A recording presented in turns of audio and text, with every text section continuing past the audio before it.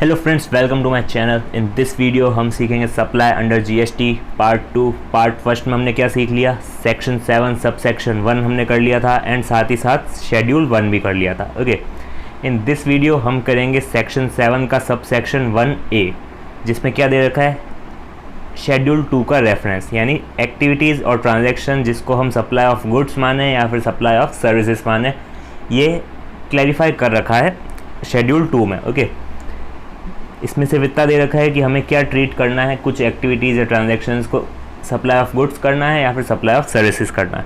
तो एक तो हम आज ये करेंगे एंड शेड्यूल 2 करेंगे एंड सेक्शन 7 सब सेक्शन 2 करेंगे, जिसमें क्या दे रखा है, नेगेटिव सप्लाई, यानी ऐसी एक्टिविटीज़ या ट्रांजैक्शन जिसको हम नहीं सप्लाई ऑफ गुड्स मानेंगे, नहीं सप्लाई ऑफ सर्विसेज मानेंगे। ओके, तो शेड्यूल 3 एंड एक और चीज़ दे रखी है सब सेक्शन 2 में, सेक्शन 7 सब सेक्शन 2 में कुछ ऐसे नोटिफाइड एक्टिविटीज़ और ट्रांजैक्शन दे रखे हैं bye the government on the recommendation of the council. Okay, तो वो एक्टिविटीज़ एंड या फिर ट्रांजैक्शन को भी सप्लाई ऑफ सर्विसेज भी नहीं मानना है एंड सप्लाई ऑफ गुड्स भी नहीं मानना है। ओके, वो भी नेगेटिव सप्लाई में आ जाएगा। तो सेक्शन 7 हमारा हो जाएगा, 1 और 2 कंप्लीट हो जाएगा आज एंड ऑल्सो शेड्यूल 1, 2, 3 तीनों ही हो जाएंगे। फिर सिर्फ एक चीज़ बचेगी हमारी, क्या, सेक्शन 8 एंड सेक्शन 7 का सब सेक्शन 3 बचेगा, वो छोटा सा पार्ट है वो। ओके, तो नेक्स्ट पार्ट में कंप्लीट हो जाएगा ये चैप्टर।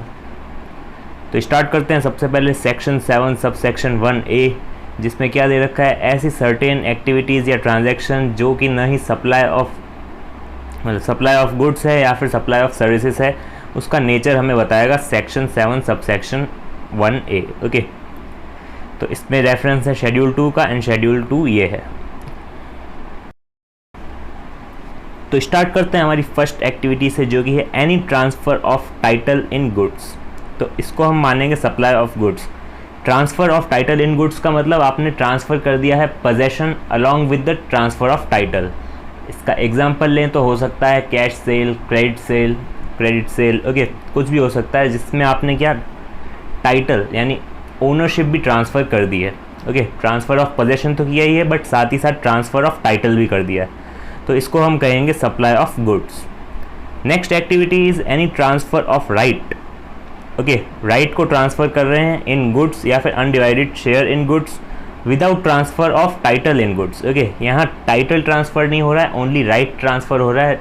इट मीन्स यहाँ लीज या रेंटल की बात हो रही है। ओके, यानी transfer of possession without transfer of title. हम पोजेशन ट्रांसफ़र कर रहे हैं बट टाइटल ट्रांसफ़र नहीं हो रहा है। डेट मीन्स लीज हो सकता है या फिर रेंट हो सकता है, एग्जाम्पल है ये। ओके, तो सप्लाई ऑफ सर्विसेज मानेंगे, ऑब्वियस सी बात है। Okay, next is any transfer of title in goods under an agreement which stipulates that property shall pass at a future date upon payment of full consideration as agreed. यानी property जो है वो, title जो है वो transfer होगा किसी future date पे जब हम पूरा कंसिडरेशन पे कर देंगे। ओके, तो ये क्या हुआ, एक तरह से हायर परचेज एग्जाम्पल ले सकते हैं, बहुत अच्छा। ओके, तो ये क्या चीज़ है, transfer of possession. Now transfer of possession अभी कर दिया बट ट्रांसफ़र ऑफ टाइटल बाद में करेंगे जब हमें पूरा कंसिडरेशन मिलेगा। ओके, तो एग्जांपल क्या हो गया इसका, an agreement to sell a certain goods at a future date. Okay, तो हो तो गुड्स ही सेल रहा है एंड ट्रांसफ़र ऑफ टाइटल होना ही है फ्यूचर में, तो डेट मीन्स ये है supply of goods. Okay, next is land and building का केस है, एनी लीज, टेनेंसी, ईजमेंट या फिर लाइसेंस टू ऑक्यूपाई लैंड। कहीं भी लीज, टेनेंसी ये सारी चीज़ें आए तो ऑब्वियस सी बात है रेंट से रिलेटेड है, तो इसको सप्लाई ऑफ सर्विसेज ही मानेंगे। नेक्स्ट इज़ एनी लीज और लेटिंग out a building including commercial, industrial, residential complex और फॉर बिजनेस और कॉमर्स होली और पार्टली। ऑब्वियस सी बात है, this is also supply of services. चाहे लैंड को आप लीज पे दें या फिर कोई भी बिल्डिंग को दें, दोनों ही केस में सप्लाई ऑफ सर्विसेज आएगा। Next is treatment or process. Treatment or process आपने पढ़ा होगा कॉस्ट वगैरह में भी, इसका मतलब होता है जॉब। ओके, जॉब वर्क से रिलेटेड बात हो रही है। Any treatment or process which is applied to another person good, किसी और के गुड्स, किसी ने अपन को गुड्स दिया है और हम उस पर कुछ क्या कर रहे हैं, ट्रीटमेंट कर रहे हैं या प्रोसेस करके उसको दे रहे हैं, तो that means it is supply of service. Next is transfer of business asset, यानी बिजनेस एसेट का हम ट्रांसफ़र कर रहे हैं या फिर डिस्पोजल कर रहे हैं बाय और under direction of a person carrying on the business whether और नॉट फॉर कंसिडरेशन, यानी कंसिडरेशन है या नहीं है उससे कोई मतलब नहीं है, बट हम क्या कर रहे हैं, बिजनेस एसेट को ट्रांसफ़र कर रहे हैं या फिर डिस्पोज ऑफ कर रहे हैं। एग्जाम्पल लें तो अगर हम free samples by company to its customers, okay, but उसमें क्या होना चाहिए, ITC अवेल्ड होना चाहिए। It should be first actual supply or deemed supply as per Schedule 1 and thereafter it would be treated as supply of goods as per Schedule 2. Why? Because हमने कहाँ पढ़ा था ये फ्री सैम्पल्स, Schedule 1 में, okay. क्या हो रहा था, परमानेंट डिस्पोजल हो रहा था या ट्रांसफ़र हो रहा था, किसका हो रहा था, बिजनेस एसेट का हो रहा था, परमानेंट हो रहा था, एंड ऑल्सो ITC अवेल होना चाहिए। तो वो कहाँ हो रहा था, Schedule 1 में। तो पहले वो एक्चुअल सप्लाई मानेंगे, मतलब एक्चुअल या फिर डीम्ड सप्लाई मानेंगे, ओके। अगर कंसिडरेशन है देन एक्चुअल सप्लाई, कंसिडरेशन नहीं है देन डीम्ड सप्लाई, एंड उसके बाद हम क्लासीफाई करेंगे कि गुड्स है या फिर सर्विसेज। तो गुड्स है वो एज पर Schedule 2, ओके। तो this is the way to जज। नेक्स्ट इज गुड्स हेल्ड या फिर use for business or put to private use और made available to any person for use for any purpose other than business by or under direction of person carrying on business, यानी private use के लिए या फिर किसी और other person को दे दिया हमने यूज़ के लिए for any purpose other than business. तो that is supply of services, because हमने उसको यूज़ करने के लिए दिया है या फिर प्राइवेटली हम यूज़ कर रहे हैं, ओके। तो that is supply of services because business के लिए वो यूज़ में नहीं आ रहा है। Next is goods forming part of asset और part of assets of any business carried on by a person who is ceased to be a taxable person। Example के लिए लें तो एक ट्रेडर है जिसने अपना बिजनेस वाइंड अप कर दिया है एंड उसके पास जो भी स्टॉक बचा है तो वो ऐसा ही मान लिया जाएगा कि वो सप्लाई हो चुका है, ओके, यानी deem to be supplied by him and GST shall be payable. ऐसा मान लिया जाएगा deem to be supplied by him, यानी ऐसा मान लिया जाएगा कि उसने सप्लाई कर दिया है एंड उसको GST पे करना पड़ेगा before he ceases to be a taxable person, okay. तो ये हो गया हमारा supply of goods. But there are some exception. वो क्या है, अगर business is transferred as a going concern, यानी गोइंग कंसर्न के तौर पर हम ट्रांसफ़र कर रहे हैं, वो जो जिसको हम ट्रांसफ़र कर रहे हैं वो आगे फर्दर बिजनेस रन करेगा, ओके। तो that is not supply, okay, इसको सप्लाई नहीं मानेंगे हम।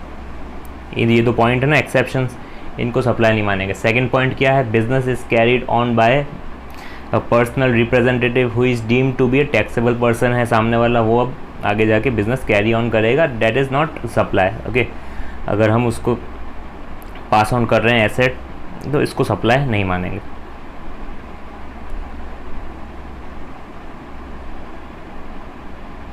तो क्या हो गया, above two exceptions are not at all supply and supply नहीं है तो फिर GST भी नहीं लगेगा इन एक्सेप्शंस पे। Next is renting of immovable property, obvious सी बात है सप्लाई ऑफ सर्विसेज होगा। नेक्स्ट इज कंस्ट्रक्शन का केस है। कंस्ट्रक्शन के केस में हमने अच्छी तरह सीखा था क्या, कंस्ट्रक्शन अगर होता है एंड बिल्डर वो बिल्डिंग बनाता है तो जैसे ही उसे सर्टिफिकेट मिलेगा, किस चीज़ का, कंप्लीशन का सर्टिफिकेट जैसे ही इशू होगा या फिर जो फर्स्ट ऑक्यूपेंसी है वो आएगी, यानी after it's first occupation which ever is earlier, वो जो टाइम पीरियड होगा उसके पहले अगर हम देंगे, क्या एडवांस दे दिया हमने पार्टली या फिर पूरा का पूरा एडवांस दे दिया, तो that is supply of services. But अगर वो after issuance of completion certificate या फिर फर्स्ट ऑक्यूपेशन जो भी होगा, पहला जो भी घर वो सेल करेगा, ओके, तो उसके बाद अगर हमने पूरा का पूरा पैसा दिया है then it is not supply of services, then it is supply of goods. Only ये CC मिलने के पहले हमने भले ही एडवांस थोड़ा सा दिया हो या फिर पूरा का पूरा दिया हो, उसको सप्लाई ऑफ सर्विसेज मानेंगे।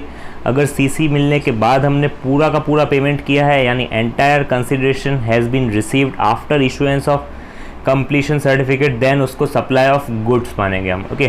तो ये बात हमने पहले भी डिस्कस की थी, अभी वापस कर ली। नेक्स्ट इज टेम्परेरी ट्रांसफ़र और परमिटिंग यूज़ फॉर और enjoyment of any intellectual property right. अगर टेम्प्रेरी ट्रांसफ़र कर रहे हैं हम, that is supply of services, obvious सी बात है, बिकॉज हम उसे यूज़ करने के लिए दे रहे हैं। Next is development, designing, programming, customization, adaptation, upgradation, enhancement, implementation of IT software, that is all supply of services. Okay,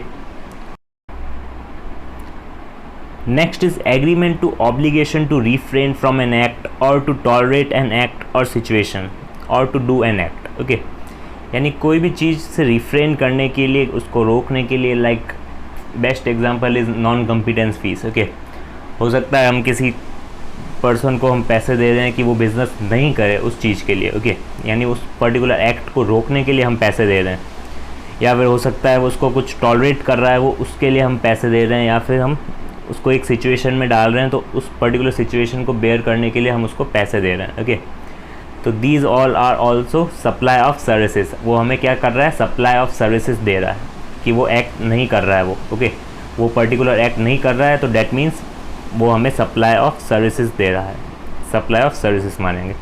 next is transfer of right to use any goods for any purpose. Okay, obviously बात है, right transfer करते हैं to use any goods, that is also a supply of services, simple सा point. Next is following composite supplies, यानी work composite supply क्या होता है ये डिटेल में आगे देखेंगे, बट अभी के लिए इतना समझते हैं कि वर्क कॉन्ट्रैक्ट सर्विसेज क्या होता है, जिसमें मिक्स होता है, राइट। हम गुड्स भी दे सकते हैं अपना, या फिर सर्विसेज भी उसमें क्या कर सकते हैं, ट्रीटमेंट प्रोसेस वगैरह करके दे सकते हैं। तो जो प्रिंसिपल जो हमारा होता है वो होती है सप्लाई ऑफ सर्विसेज, तो डेट्स वाई हम उसको पूरा ही क्या मानेंगे, सप्लाई ऑफ सर्विसेज। ओके, एक और चीज़ ले लेते हैं, सप्लाई बाय वे ऑफ और as a part of any service और any other manner whatsoever of goods being food और any other article for human consumption और any drink for cash, deferred payment और अदर वैल्यूएबल कंसिडरेशन। तो इसका best example हो सकता है restaurant. Okay, तो रेस्टोरेंट में जो सर्विसेज दी जाती है हमें, तो उसको हम सप्लाई ऑफ सर्विसेज मानते हैं, भले ही उसमें हमें फूड्स वगैरह सब इंक्लूड होता है। ओके, फूड्स हम कंज्यूम करते हैं, वो सारी बातें इंक्लूड होती है, बट फिर भी हम उसको क्या कंसिडर करते हैं, सप्लाई ऑफ सर्विसेज। तो इसके बारे में डिटेल अभी के लिए इसको छोड़ देते हैं, बिकॉज डिटेल में आगे आएगा ये, वैसे ही कंपोजिट सप्लाईज वगैरह, composite supply, mixed supply. Okay, तो अभी के लिए इसको छोड़ देते हैं। अभी आपको इतना समझ में आना चाहिए कि work contract service and food और any other article for human consumption और any drink for cash, deferred payment और अदर वैल्यूएबल कंसिडरेशन, इसको हम मानेंगे supply of services. Okay, next is supply of goods by an unincorporated association और body of persons to a member thereof for cash, deferred payment और other valuable consideration. तो इसका simple सा example हो गया क्या, कोई भी क्लब वगैरह ले सकते हैं, कोई लोकल क्लब है जो सप्लाई कर रहा है स्नैक्स और anything to its members during its monthly meeting for nominal payment. Okay, concessional payment, तो that is also a supply of goods. Okay, and एक और चीज़ ले लेते हैं, एक और एग्जांपल ले लेते हैं, जैसे आपके बुक में भी दे रखा है, रेजिडेंट वेलफेयर एसोसिएशन है ऑफ संस्कृति सोसाइटी, एंड वो सप्लाई कर रही है क्या, AC to its members at a concessional price. Same वैसा ही एग्जांपल है, बस इसमें AC वगैरह है। ओके, यानी कंसेशनल प्राइस पे सप्लाई कर रही है, तो that is also supply of goods, भले ही वो कंसेशनल प्राइस पे है। ओके, तो इसमें बेस्ट एग्जांपल यही रहेंगे लोकल क्लब वगैरह, जो अनइनकॉर्पोरेटेड एसोसिएशन या फिर बॉडी ऑफ पर्सनस जो होते हैं। ओके, तो हमारा शेड्यूल 2 ख़त्म। शेड्यूल 2 ख़त्म मतलब सेक्शन 7 सब सेक्शन 1 पूरा ख़त्म, राइट। अब बात करते हैं सेक्शन 7 सब सेक्शन 2, जिसमें दे रखा है शेड्यूल 3 का रेफरेंस, यानी नेगेटिव सप्लाई की ऐसी एक्टिविटीज़ जो नहीं सप्लाई ऑफ गुड्स को मानेंगे, नहीं किसी को, मतलब उसको सप्लाई ऑफ सर्विसेज मानेंगे, नहीं सप्लाई ऑफ गुड्स, नहीं सप्लाई ऑफ सर्विसेज। यानी सप्लाई ऑफ गुड्स या फिर सप्लाई ऑफ सर्विसेज नहीं मानेंगे तो सिंपल सा मतलब है वो उस पर GST भी नहीं लगेगा, बिकॉज टैक्सेबल इवेंट की डेफिनेशन क्या थी कि सप्लाई होनी चाहिए किसकी, गुड्स की या सर्विसेज की या दोनों की। ओके, तो ये सारी एक्टिविटीज़ जो दे रखी है शेड्यूल 3 में, इसको नहीं हमें सप्लाई ऑफ गुड्स मानना है, नहीं सप्लाई ऑफ सर्विसेज मानना है, यानी नेगेटिव सप्लाई। एंड ऑल्सो कुछ नोटिफाइड एक्टिविटीज़ भी है, वो भी बात करेंगे। तो 2 चीज़ें हैं सब सेक्शन 2 में। ओके, तो स्टार्ट करते हैं सबसे पहले शेड्यूल 3 को। सो शेड्यूल 3 की फर्स्ट एक्टिविटी जो है वो है services by an employee to the employer in the course और in relation to his employment, यानी एम्प्लॉयमेंट से रिलेटेड जो भी वो काम करता है, ओके, एम्प्लॉय, उसके बदले में एम्प्लॉयर जो भी कंसिडरेशन पे करता है, और एम्प्लॉय जो सर्विसेज दे रहा है एम्प्लॉयर को, तो उसको हम न ही सप्लाई ऑफ सर्विसेज मानेंगे, न ही सप्लाई ऑफ गुड्स मानेंगे, ओके। यानी सैलरी पे जीएसटी अप्लाई नहीं होगा, बिकॉज हमने न सप्लाई ऑफ सर्विस मानी, न ही सप्लाई ऑफ गुड्स माना। तो एम्प्लॉयज़ में क्या क्या इंक्लूड होगा? एम्प्लॉयर एम्प्लॉय का रिलेशनशिप होना चाहिए, राइट। फिर भले ही वो वेजेस टू लेबरर्स हो, यानी इंक्लूडिंग सीजनल लेबर हो, कोई कैजुअल वर्कर्स जो होते हैं।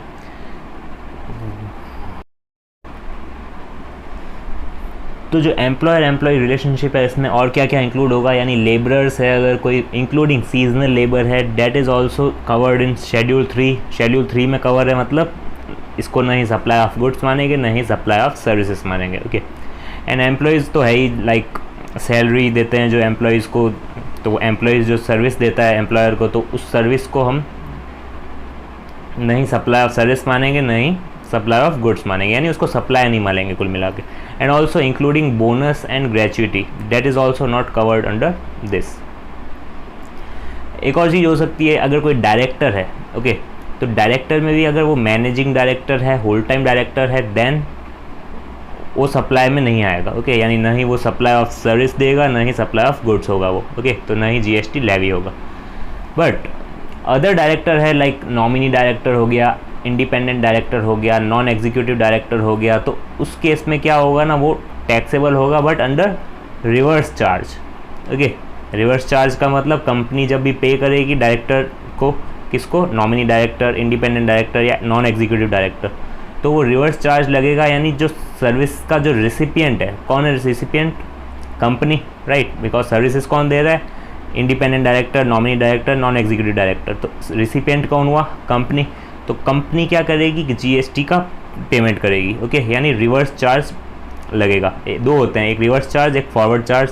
तो ये दोनों डिटेल में तो हम आगे देखेंगे, बट रिवर्स चार्ज का बेसिकली मतलब होता है जो रिसिपिएंट होता है वो टैक्स पे करता है, okay.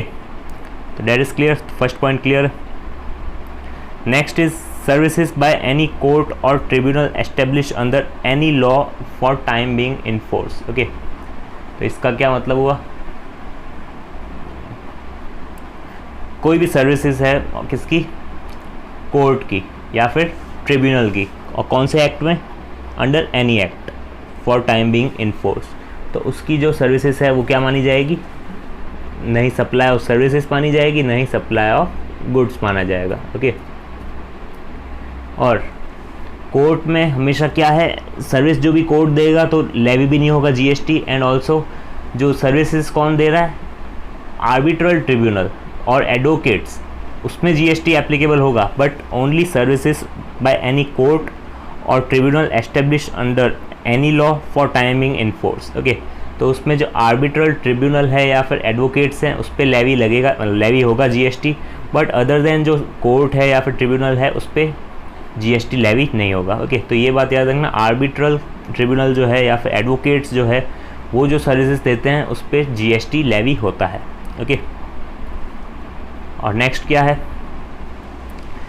Functions performed by members of parliament, यानी एमपीज़ जो होते हैं, and members of state legislature, members of panchayat, members of municipality, members of other local authorities, ये जो फंक्शंस परफॉर्म करते हैं date is also not neither supply nor goods, okay. Neither supply of services nor supply of goods. Next is duties performed by any person who holds any post in pursuance of the provisions of constitution in that capacity। यानी constitution capacity में अगर कोई person perform कर रहा है अपनी duties, that is also neither supply of services nor supply of goods.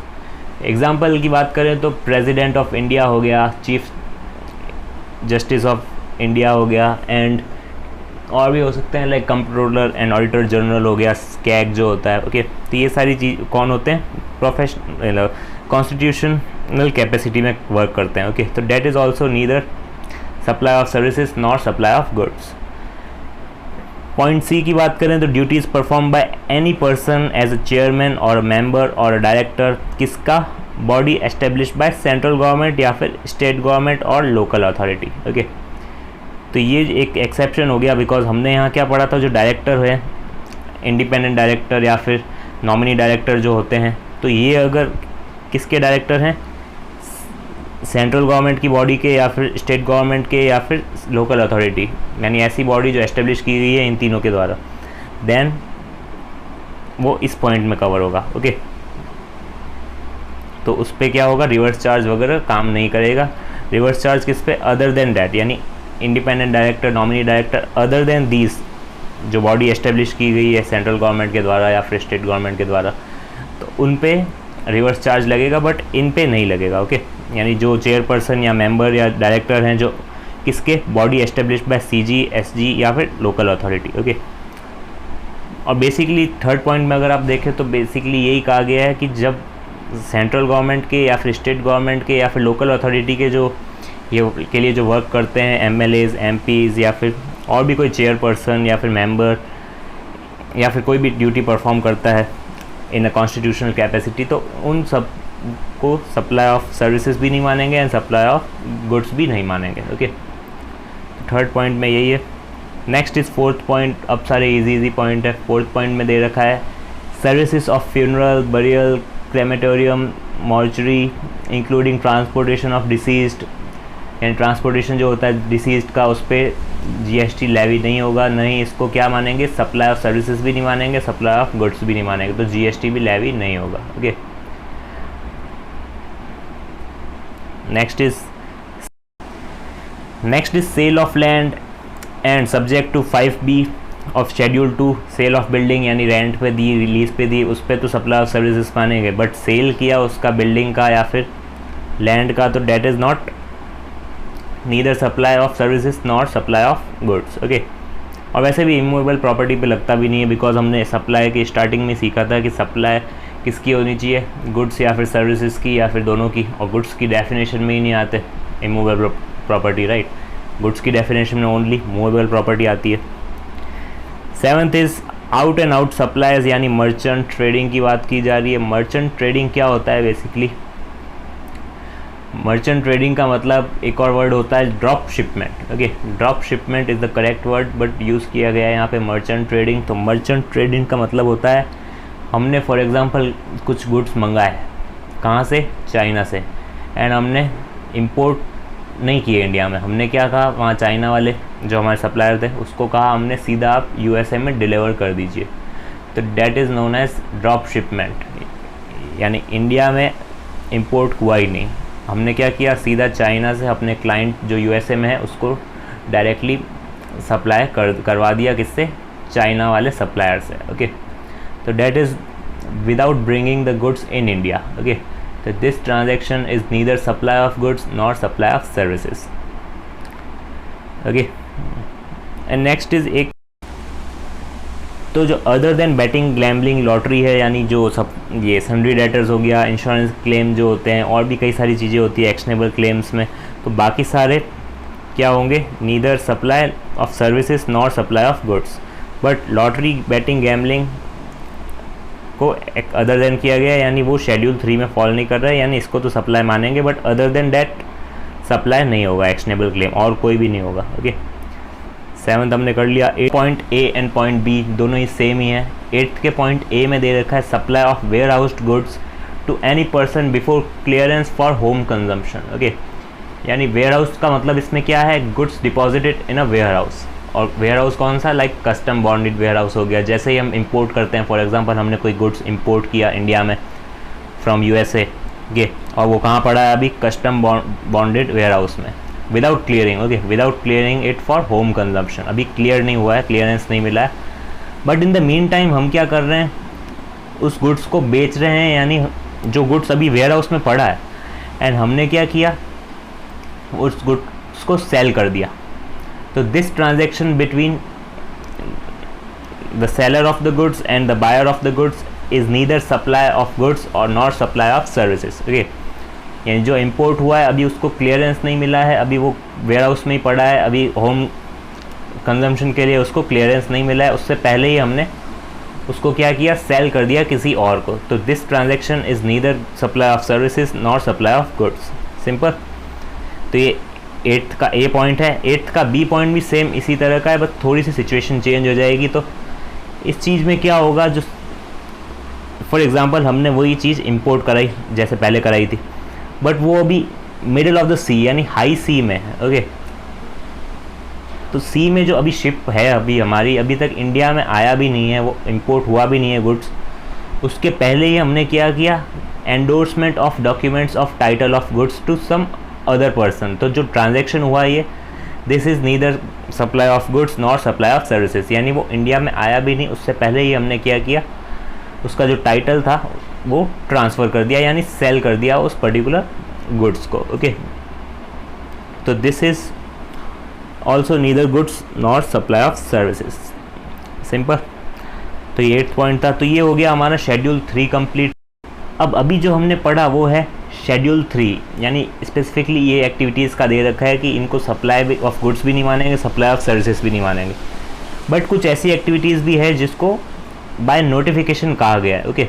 Notification and clarification. तो पहली वो एक्टिविटी है inter state movement of various modes of conveyance between distinct person, okay.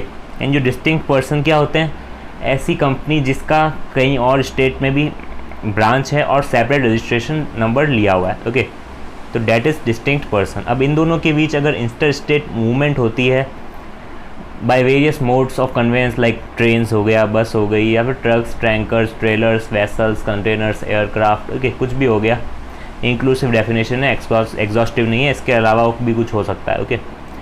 और वो किसके लिए, कैरिंग गुड्स और पैसेंजर्स और बोथ, ओके, यानी गुड्स ले जाने के लिए या फिर पैसेंजर्स को ले जाने के लिए या फिर दोनों ही, या फिर फॉर रिपेयर एंड मेंटेनेंस के लिए ले जा रहे हैं इधर उधर, यानी एक स्टेट से दूसरे state, inter state movement, okay.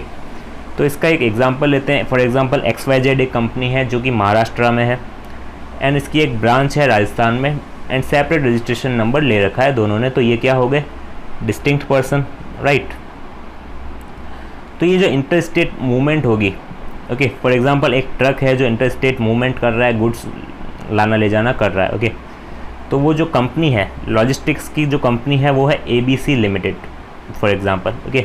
ये जो है इस कंपनी की ट्रक्स जो है वो इधर उधर इन दोनों के क्या मूवमेंट्स करती है, यानी गुड्स वगैरह या पैसेंजर्स को ले जाती है। गुड्स होगा इस केस में, बिकॉज ये कंपनी है, मैन्युफैक्चरर का एग्जांपल लेते हैं, ओके। तो ये कंपनी है, ये क्या कर रही है, मूवमेंट कर रही है, inter state movement between distinct person. और कौन है, लॉजिस्टिक्स कंपनी ABC लिमिटेड। तो ये जो मूवमेंट हो रही है इसको भी क्या कहा गया है, neither supply of goods nor supply of services, okay. Because हो क्या रहा है, ये सिर्फ गुड्स यहाँ से यहाँ मूवमेंट हो रहा है इसका सिर्फ, ओके। फर्दर कोई सप्लाई नहीं हो रही है। फर्दर सप्लाई कहाँ से होगी, यहाँ से अगर वो गुड्स बेचते हैं, वो कहीं पे बेचते हैं goods, then it is called further supply. But अभी क्या हो रहा है, ओनली मूवमेंट हो रहा है। तो डेट इज़ स्पेसिफिकली ये नोटिफाई किया गया है that this is neither as a supply of goods not supply of services, okay. अब फॉर एग्जांपल ये जो कंपनी है ABC लिमिटेड नहीं है, लॉजिस्टिक्स की, ट्रक जो है XYZ वालों का ही है, तो देन ऑल्सो इसको सप्लाई ऑफ गुड्स या फिर सप्लाई ऑफ सर्विसेज नहीं माना जाएगा, ओके। तो ये दोनों चीज़ें क्लैरिफाई कर रखी है। एंड ये जो मूवमेंट हो रही है ट्रक्स की, तो जो ट्रक्स के टूल्स हैं, स्पेयर पार्ट्स है या फिर व्हील्स है, डेट इज़ ऑल्सो कवर्ड, यानी वो भी सप्लाई ऑफ गुड्स नहीं सप्लाई ऑफ सर्विसेज माने जाएंगे। तो उस पर IGST भी एप्लीकेबल नहीं होगा ऑन सच मूवमेंट्स, बिकॉज जब तक फर्दर सप्लाई नहीं होगी, बिकॉज ये सप्लाई नहीं हो रही है, ये तो सिर्फ मूवमेंट हो रहा है ना, यहाँ आगे से जो सप्लाई होगी that is covered under GST, but ये तो सिर्फ मूवमेंट हो रहा है, राइट। तो जब तक फर्दर सप्लाई नहीं होगी तब तक इसको क्या किया गया है, क्लैरिफाई कर रखा है कि इसको सप्लाई ऑफ गुड्स भी नहीं मानेंगे, सप्लाई ऑफ सर्विसेज भी नहीं मानेंगे। और न ही ये जो मूवमेंट हो रही है ट्रक्स वगैरह की या टैंकर्स की या ट्रेलर्स की, वेसल्स की, कंटेनर्स की, इसके जो रिग्स होते हैं, टूल्स होते हैं, स्पेयर पार्ट्स होते हैं, व्हील्स होते हैं, इसको भी सप्लाई के अंदर कवर्ड नहीं करेंगे, ओके। तो ये एक था नोटिफाइड। एंड एक और चीज़ है क्या, सच एक्टिविटीज़ और ट्रांजैक्शन, ये जो है सेक्शन 7 सबसेक्शन 3 जो है हमारा, सॉरी सेक्शन 7 सबसेक्शन 2 का B पार्ट है, ओके। जिसमें दे रखा है such activities undertaken by the central government और स्टेट गवर्नमेंट और लोकल अथॉरिटी, और जिसमें वो एंगेज्ड है as a public authorities, notify कर रखा है by the government on recommendation of the council. तो ये दो एक्टिविटीज़ दे रखी है जो सेंट्रल गवर्नमेंट या फिर स्टेट गवर्नमेंट या फिर लोकल अथॉरिटी करती है, तो उसको भी सप्लाई या फिर सप्लाई नहीं मानेंगे। ओके, न ही गुड्स की न सर्विसेज की। तो सबसे पहली एक्टिविटी है services by way of any activity relation to a function entrusted to a panchayat. Okay, यानी जो एक्टिविटीज़ कौन है, in relation to a function entrusted to a panchayat के फंक्शंस जो भी सर्विसेज दी जाती है, तो that is not covered by supply. Okay, under article 243G of the constitution, और municipality under article 243W of the constitution. यानी म्यूनसिपैलिटी एंड पंचायत दोनों की ही जो सर्विसेज दी जाती है that is not covered under supply. Okay, and एक और चीज़ दे रखी है grant of alcoholic liquor licence. अब इसमें एक चीज़ ध्यान रखना है कि only and only alcoholic liquor licence जो है उसको बाहर किया गया है। Okay, so services by way of grant of alcoholic liquor licence कौन ग्रांट करता है, state government are treated neither as supply of goods nor a supply of services. Okay, ये जो 29 दे रखा है ये इग्नोर करना, ये शायद कॉपी पेस्ट में कोई दिक्कत आ गई थी। Okay, and such licence is granted against consideration in form of licence fee और एप्लीकेशन फीस और whatever name it is called. Okay, किसी भी फीस का कंसिडरेशन हो, यानी जो लाइसेंस फ़ीस के फॉर्म में कंसिडरेशन लें या फिर एप्लीकेशन फ़ीस के नाम पे कंसिडरेशन लें या फिर किसी और पर्टिकुलर फ़ीस के नाम पे कंसिडरेशन लें, for what only alcoholic liquor licence के केस में उसको नहीं सप्लाई ऑफ गुड्स माना जाएगा, नहीं सप्लाई ऑफ सर्विसेज माना जाएगा। और कोई लाइसेंस है देन उसमें GST लेवी होगा। ओके,